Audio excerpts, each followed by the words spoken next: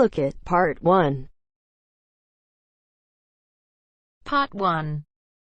You will hear a conversation between Harry and Andrea, two students who have just finished their final exams. First, you have some time to look at questions 1 to 5.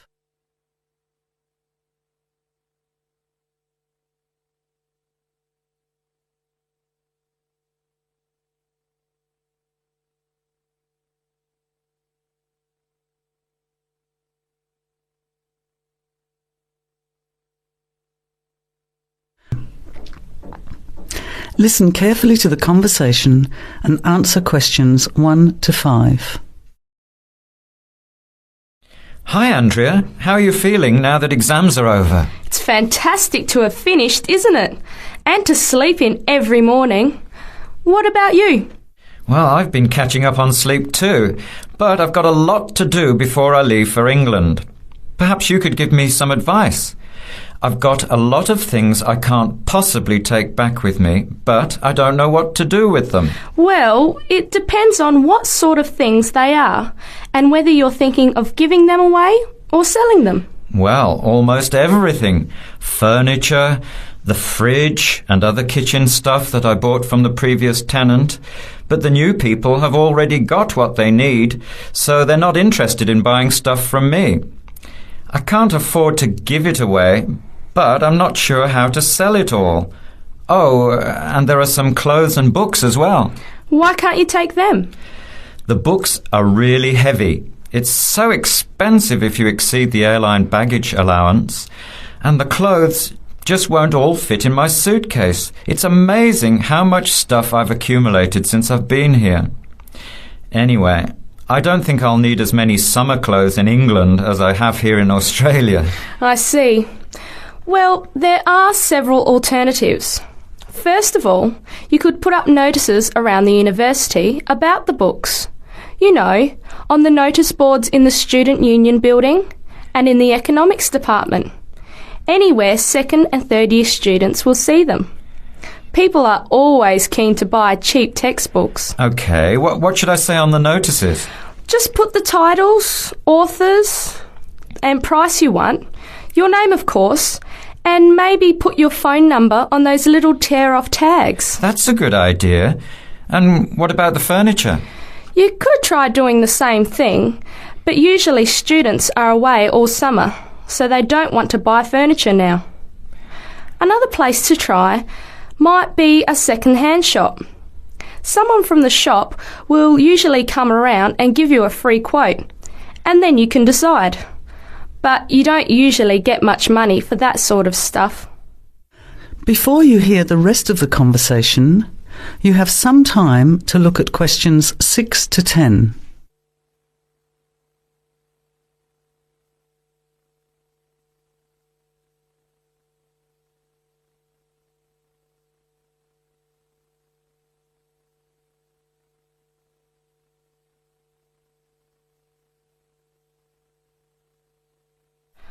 Another alternative is to put an advertisement in the Trading Post. Do you know that paper? It comes out every week advertising things people want to sell. You have to pay to put the advert in and then hope people phone. Give them as much information as possible, and if they're interested, invite them to come and have a look. The hard part is agreeing on a price. No, I haven't seen the Trading Post. But I should have a look at it, and I could advertise the fridge, the microwave and the furniture. But the kitchen stuff isn't really that good. You know, old cutlery, a few pots and pans and some plates and things. What shall I do with them? Well, another option is to donate the kitchen things to a charity shop. You know, like the Salvation Army or St. Vincent de Paul. Why don't you get a second-hand shop to give you a quote first? Yes, I could do that. Find out how much they'll give me and then decide whether to sell them or give them away. But I've still got the clothes. A charity shop will take them too, as long as they're in good condition. And even though you don't get any money, at least you know that someone who really deserves some help has benefited. That's a good point. I'll advertise the expensive stuff. the furniture, and donate the clothes and kitchen stuff. Let's go and buy a trading post and you can help me write the advert. Well, actually, I'm interested in buying the fridge and the microwave, depending on the price, of course. OK, let's see how good you are at bargaining. That is the end of part 1. You now have half a minute to check your answers.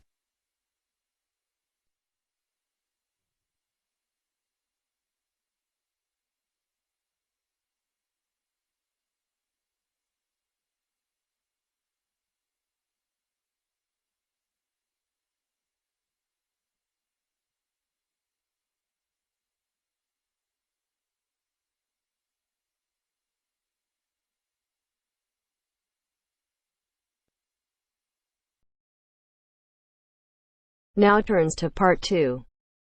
Part 2. First, you have some time to look at questions 11 to 17.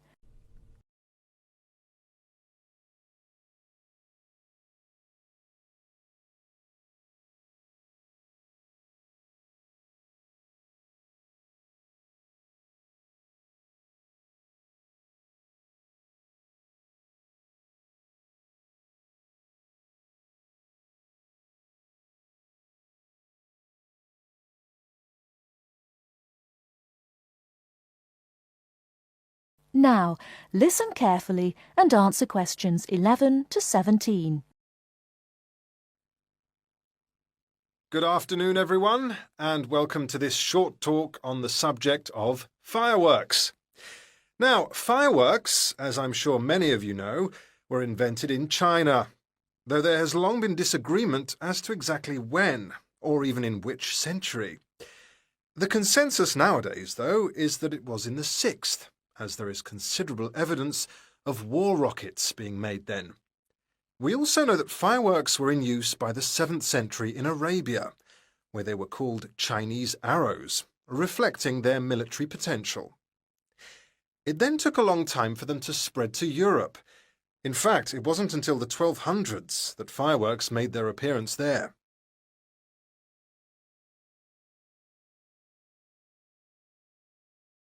The basic ingredients of fireworks have changed little to this day.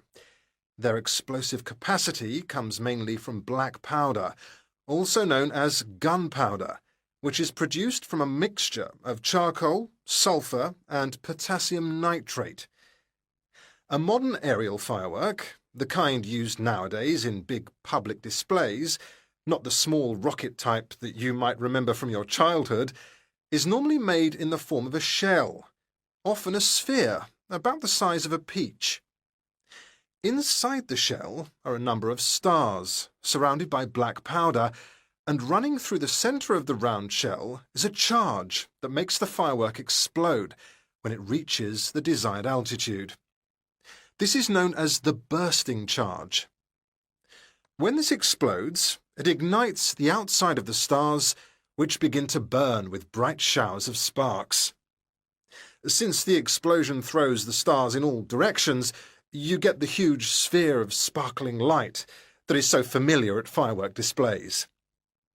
A shell of this kind is launched from a 75mm diameter mortar, which in some ways resembles the type used by the military.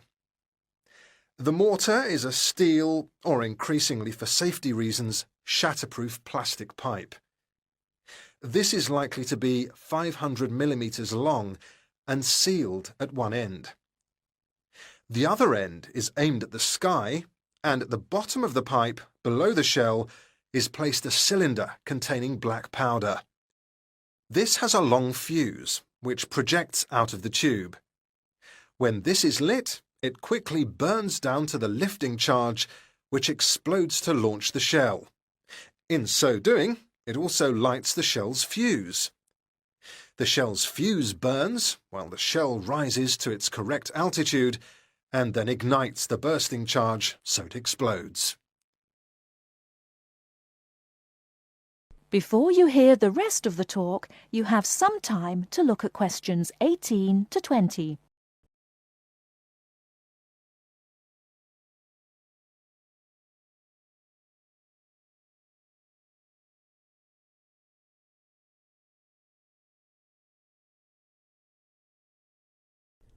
Now listen and answer questions 18 to 20. More complicated shells are divided into sections and burst in 2 or 3 phases. Shells like this are called multi-break shells. They may contain stars of different colours and compositions to create softer or brighter light, more or less sparks, etc. Some shells contain explosives designed to crackle in the sky, or whistles that explode outward with the stars. The sections of a multi-break shell are ignited by different fuses, and the bursting of one section ignites the next. The shells must be assembled in such a way that each section explodes in sequence to produce a distinct, separate effect. The pattern that an aerial shell paints in the sky depends on the arrangement of stars inside the shell. For example, if the stars are equally spaced in a circle, with black powder inside the circle, you will see an aerial display of smaller star explosions equally spaced in a circle. To create a specific figure in the sky, for instance a heart shape, you create an outline of the figure in stars inside the shell. Then you place explosive charges inside those stars to blow them outward into the shape of a large heart. Each charge has to be ignited at exactly the right time, or the whole thing is spoiled. Many other shapes have particular names, like the willow. This is formed by stars that fall in the shape of willow tree branches, spreading a little to the side and then downwards. The high charcoal composition of the stars makes them long-burning, so they may even stay visible until they hit the ground. The ring shell is fairly basic. It is produced by stars exploding outwards to produce a symmetrical ring of coloured lights. More complex is the pattern created by the palm, which contains large comets or charges in the shape of a solid cylinder. These travel outwards, explode and then curve downwards, like the limbs of a palm tree. The serpentine, the last one for now, is different again. When this one bursts, it sends small tubes of incendiaries scattering outwards in random paths, which may culminate in exploding stars. It can be quite spectacular. That is the end of part 2. You now have half a minute to check your answers.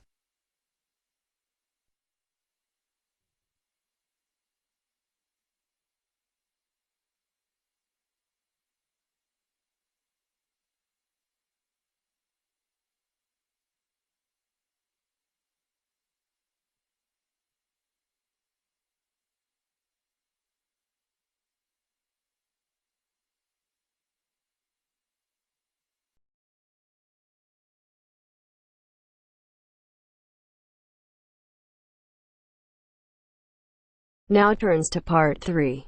Part 3. First, you have some time to look at questions 21 to 26.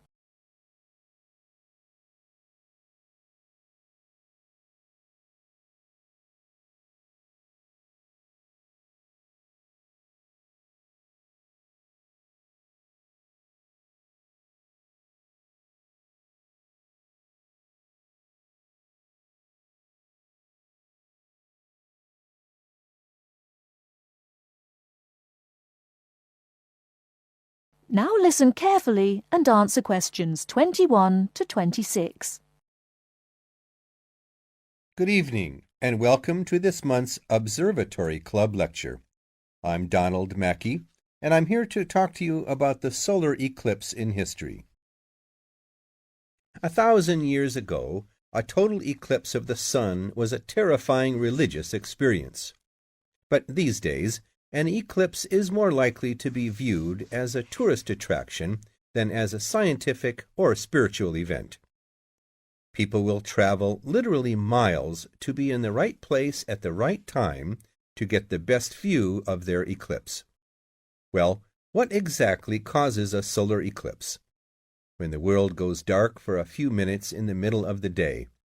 Scientifically speaking, the dark spot itself is easy to explain. It is the shadow of the moon streaking across the earth. This happens every year or two, each time along a different and, to all intents and purposes, a seemingly random piece of the globe. In the past, people often interpreted an eclipse as a danger signal heralding disaster, and in fact, the Chinese were so disturbed by these events that they included among their gods one whose job was to prevent eclipses. But whether or not you are superstitious, or take a purely scientific view, our earthly eclipses are special in three ways. Firstly, there can be no doubt that they are very beautiful. It's as if a deep blue curtain had fallen over the daytime sky as the sun becomes a black void surrounded by the glow of its outer atmosphere.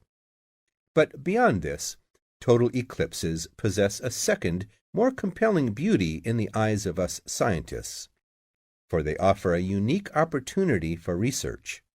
Only during an eclipse can we study the corona and other dim things that are normally lost in the sun's glare. And thirdly, they are rare. Even though an eclipse of the sun occurs somewhere on Earth every year or two, if you sit in your garden and wait, it will take 375 years on average for one to come to you. If the moon were any larger, eclipses would become a monthly bore. If it were smaller, they simply would not be possible. The ancient Babylonian priests, who spent a fair bit of time staring at the sky, had already noted that there was an 18-year pattern in their recurrence, but they didn't have the mathematics to predict an eclipse accurately. Before you hear the rest of the talk, you have some time to look at questions 27 to 30.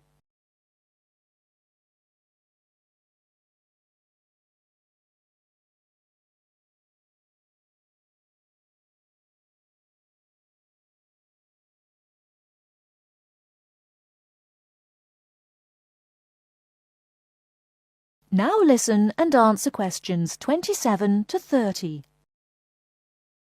It was Edmund Halley, the English astronomer, who knew his maths well enough to predict the return of the comet, which incidentally bears his name, and in 1715 he became the first person to make an accurate eclipse prediction. This brought eclipses firmly into the scientific domain, and they have since allowed a number of important scientific discoveries to be made. For instance, in the eclipse of 1868, two scientists, Janssen and Lockyer, were observing the sun's atmosphere, and it was these observations that ultimately led to the discovery of a new element. They named the element helium after the Greek god of the sun. This was a major find because helium turned out to be the most common element in the universe after hydrogen. Another great triumph involved mercury. I'll just put that up on the board for you now. See, there's Mercury, the planet closest to the sun. Then there's Venus, Earth, etc. For centuries, scientists had been unable to understand why Mercury appeared to rotate faster than it should. Some astronomers suggested that there might be an undiscovered planet causing this unusual orbit, and even gave it the name Vulcan.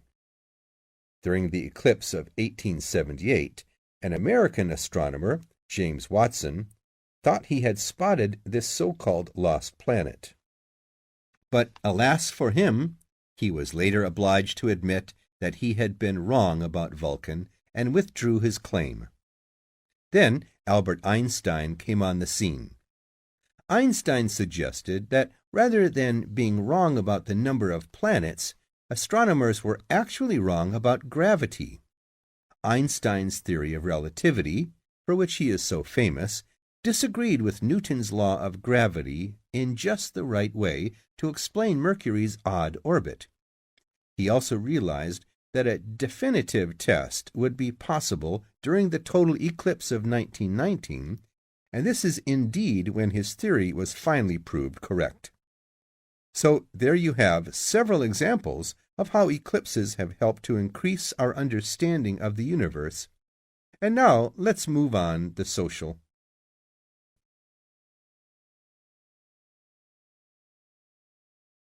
That is the end of part 3.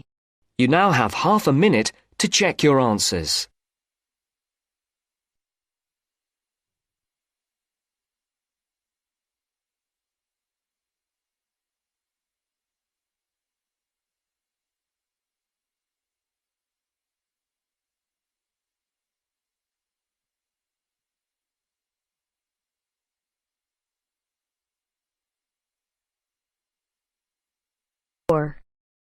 Part 4. You are going to hear a lecture about dorm rooms. First, you have some time to look at questions 31 to 40.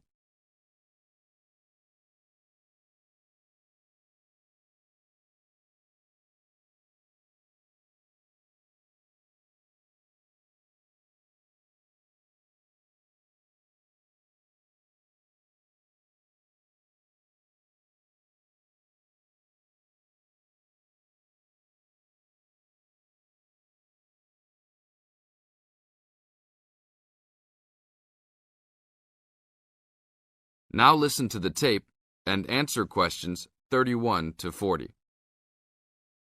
Welcome to your new home for the upcoming year.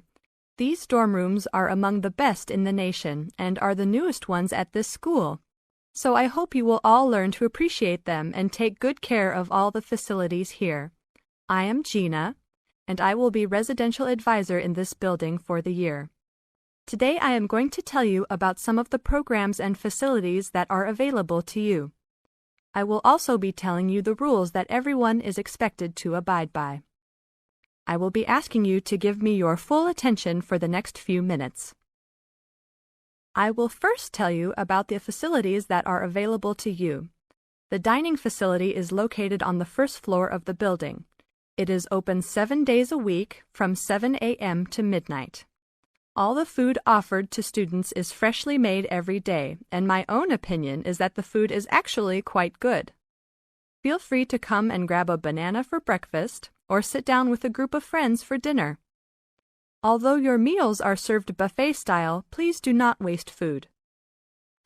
All students are expected to clean their own tables after meals. In the basement of this building, there is a gym and recreational hall.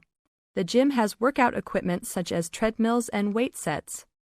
In the recreational hall, there are ping pong tables and a pool table for student use.